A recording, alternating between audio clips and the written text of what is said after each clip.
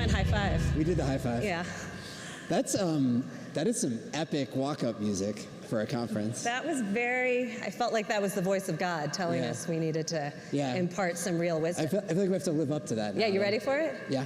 So Saloni Multani, partner at Galvanize Climate Solutions, here with my friend and fellow investor, Shayle Kann. So Shayle, I know we really rely on you to invest in the companies to be ready for us. We really focus on deployment-ready tech. And you invest in businesses that are closer to the stage that I think folks in this room might be working on. I'm inviting you to get mobbed even more than you already will be after this. But so you had some ideas around what we could talk about with this group that would be instructive given what's going on in the current macro environment. Yeah, well, so first of all, this is awesome. I've been to a bunch of the ARPA-E conferences over the years, obviously pre-COVID until now. And this one feels different to me, and I think it's reflective both of like everybody wants to get back together in person and see people again, but it's also just the world that ARPA-E inhabits and the world of climate tech broadly defined has changed for the better, basically, over the course of the past few years, and obviously has gotten more attention and excitement, and there's more capital flowing to it, and more companies being created and all that, and so this is a great hub of all that activity. But I also think that if we're going to talk about investment in this sector, it's sort of important for us to recognize and think a little bit about the broader macroeconomic environment that we're in right now, which is shaky, to say the least. And at the same time, right, what we're doing here at ARPA-E and what most folks in this audience are doing they're early stage fundamental technologies that we're building that are going to have an impact over the course of decades, not years. So there's sort of a question of like, if you're in the lab or you're freshly out of the lab, early stage company, how much should you be thinking about what's happening in the broader environment around investing in capital flows, and how much shouldn't you? And so what we thought maybe we would do is try to provide some signposts, like what are the things that actually are worth paying attention to now, and why are they worth paying attention to, and then what can you ignore? Because there's going to be a lot of news, I think, over the next anywhere from week to 3 years. So let's see if we can guide everybody through it a little bit.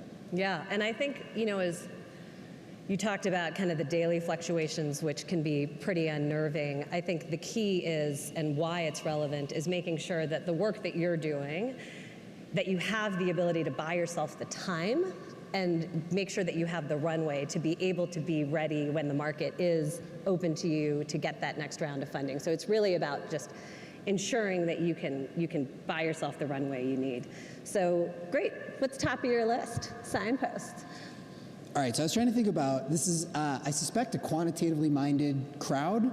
So what can we monitor that's actually like hard data to try to figure out what's going to happen? And again, the point here is not to say, like, let's get a perfect handle on what's happening broadly in the macroeconomic environment every day, but it is, if I'm going to be coming to market either to raise capital or to commercialize some new technology anywhere from tomorrow to 5 years from now, it does matter what the environment is like, what I emerge into, and that should affect the decisions that I make today. To your point, what are the milestones that I need to hit to unlock the next round of capital or the next phase of my company's growth? And it mattered when it was good, and it matters when it's tougher too. And so I think part of it too is just adapting, and this is back to that kind of buying yourself time point, adapting to the change, because the environment, I think, tomorrow is going to look different from what it did yesterday for sure. Yeah. And it's just a question of how long it sort of takes for things to normalize. Right. Okay, so to that end, I mean, the obvious benchmark is the stock market. And I think there is a ton of noise in the stock market and not a ton of signal, but it is important because capital flows in the public markets basically trickle down all the way through the private markets over time. It's a real clear indicator both of like how strong the economy is, but also ultimately what's going to be available to you as you raise your seed round for your deep tech company at the end of the day. At the same time, daily fluctuations in the stock market don't matter for almost anybody unless you're a public company. So I would ignore daily fluctuations altogether. However, over longer time periods, I do think it actually matters in two ways. One, tracking the overall performance of the market, pick your indicator, right, S&P or NASDAQ, but more tech heavy.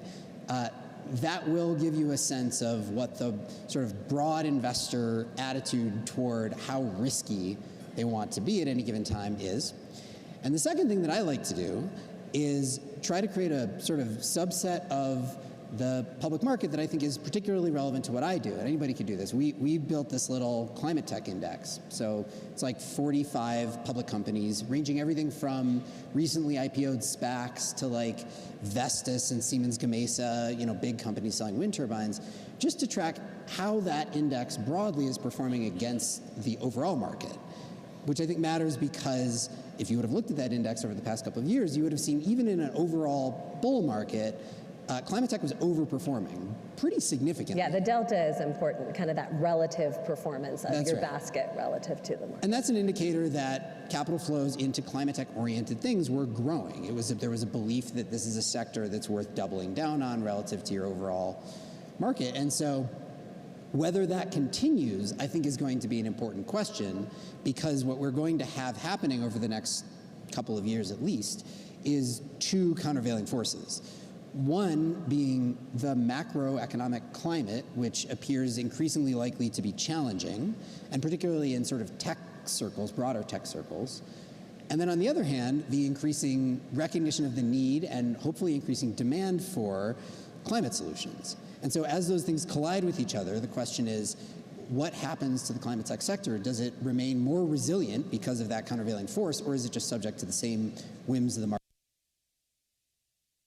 That has been a tailwind, and certainly an anticipated perceived tailwind, is the corporate action, the voluntary corporate action that many companies have been taking. I think this was in the lead up to COP, but also, you know, there'd been a pretty steady drumbeat of companies making science-based target commitments.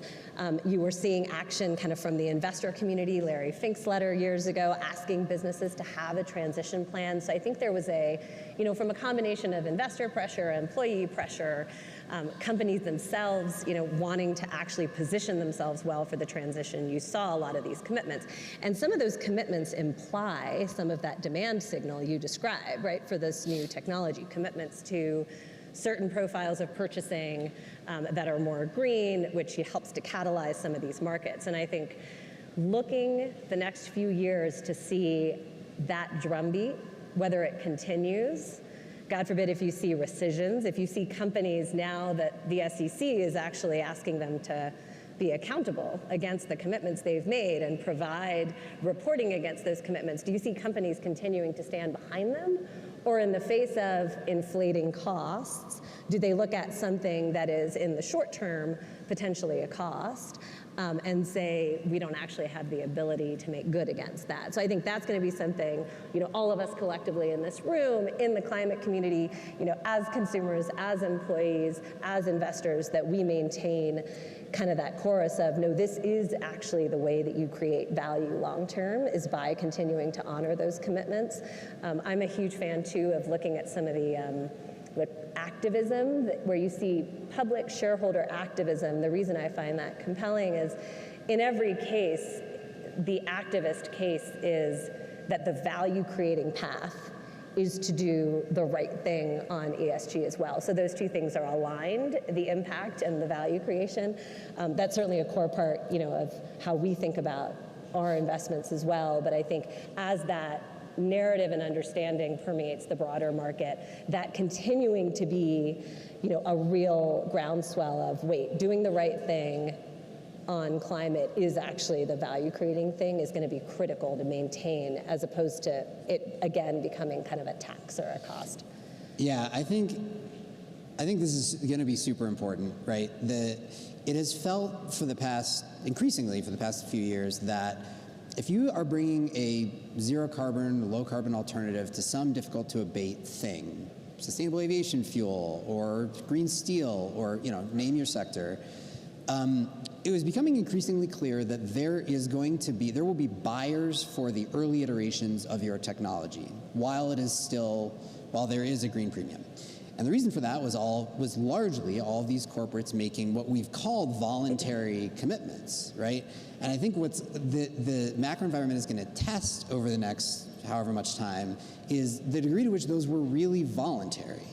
Because it's not like, most big corporates, not like airlines have been saying out of the good of their heart, I'm going to purchase sustainable aviation fuel. They've been doing it because they've been getting increasing pressure from basically all stakeholders. Everything from employees to activist shareholders to regulators to some degree to their customers. And so the question is, in an environment where we're not seeing this like long-term bull market and low interest rates and abundant capital and all of that, does the pressure on those corporates remain such that they don't feel that this is one of the things that they can shed in the new normal? Or I think the more important thing is, if you just look at the volume of those types of commitments, even science-based targets that corporates have made relative to the number of corporates that are out there that should be making those, it's still a very small fraction. So we've been at the tip of the spear, and I think there's been a clear trend in growth there, where the expectation would have been over the next 5 or 10 years, every big company is going to have to do it, and they may be regulated into doing it. SEC may That's a force huge it. point, I think, this regulation point. Yeah, but if they don't, yes, then the pace of those new commitments is going to be an important one to determine whether there's staying power and resolve in these sort of non-regulated demand for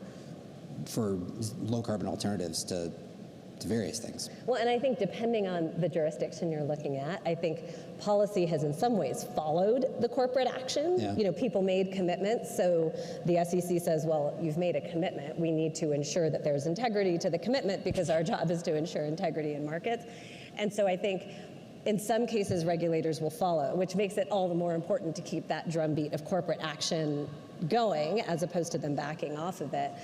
But I think policy is another piece, we really watch, which is, do we continue to have the will to implement different measures around, disclosure is one thing, but, actually having mandates around pivoting our purchasing and businesses towards greener solutions is, again, in the context of an inflationary environment. And we should talk a bit, the inflation isn't just hitting, obviously, inputs into green businesses, it's into the incumbent fossil fuel businesses as well. So in some ways, having that inflationary pressure from core fossil commodities is also moderately helpful as we think about kind of keeping up the motivation to develop alternative solutions.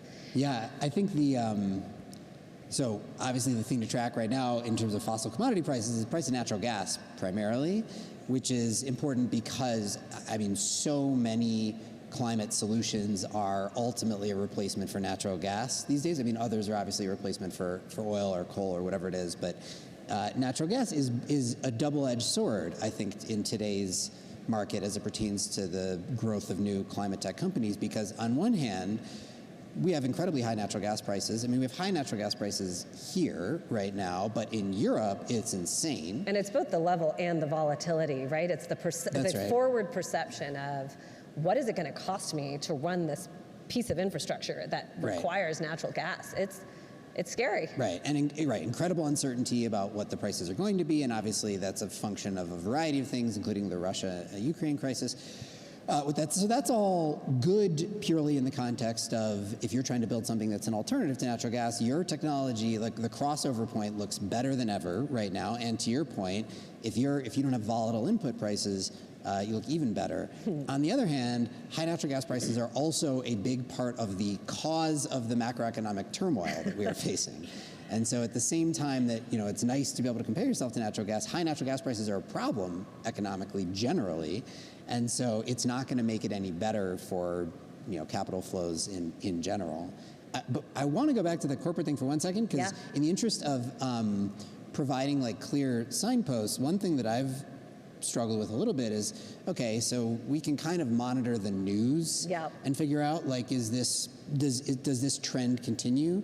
Do you have actual benchmarks? What can you really monitor? Is there a quantitative way to monitor this? I do look at the number of companies that have made a commitment with the rigor of something like a science-based target. So I think it's 1,200 today.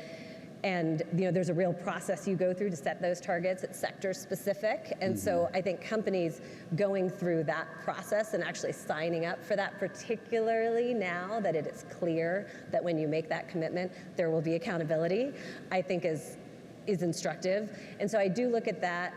I think the other things are a bit more one-off in terms of activist campaigns and sort of the broad, again, this sentiment that value creation is aligned with the transition is a really critical sentiment. And I think very sort of loud things like the Exxon engine number one, things like that can be really helpful in taking that narrative more broadly, and in some ways that belief actually creates the reality, because it motivates the continued corporate action, which sends the demand signal, which then allows these companies to scale down cost curves. And so I look at SBT numbers, I look at the success of some of these campaigns as well.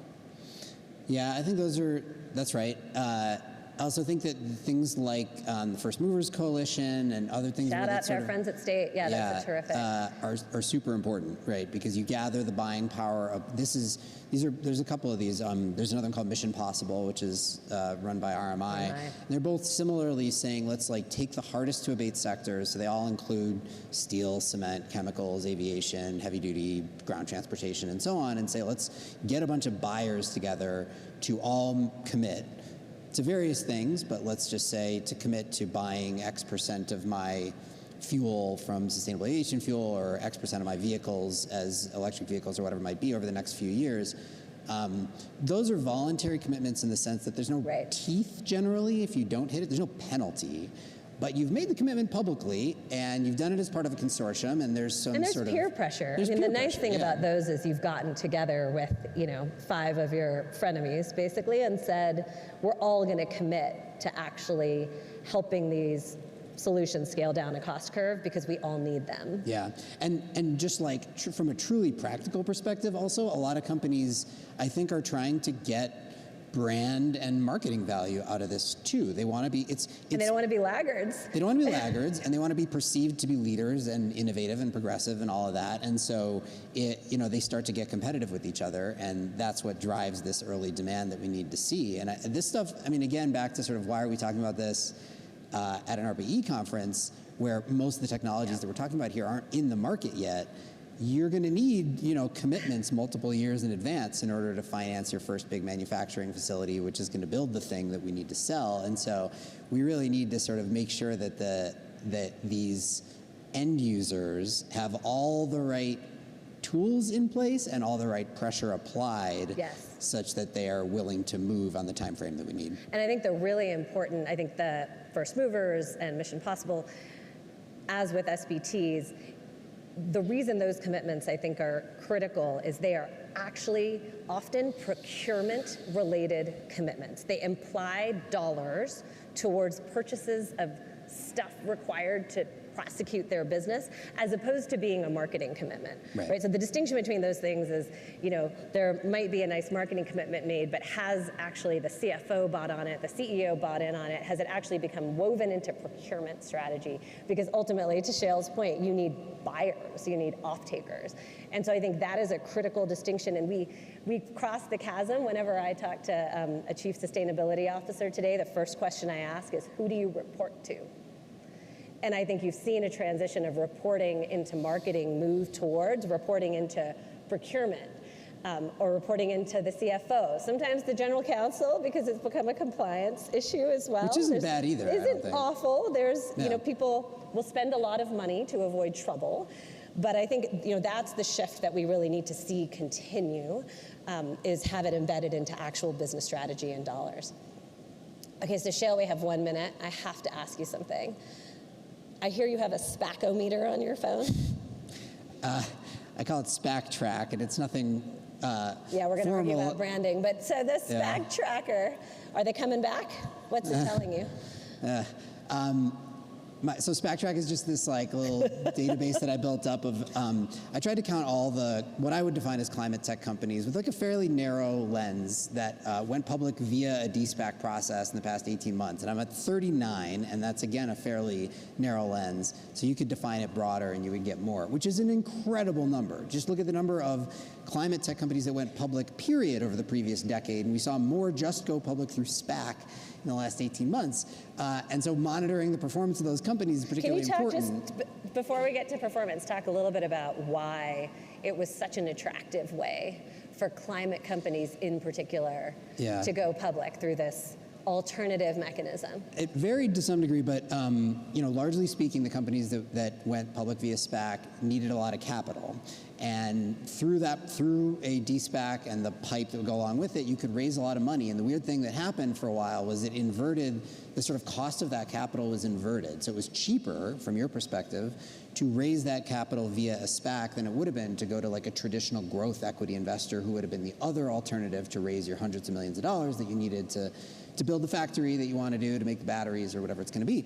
So it was sort of a rational economic decision for a lot of these companies. On the other hand, it then puts you in the public eye. And to your point, many of these companies still pre-revenue, pre-product, still some tech risk to retire.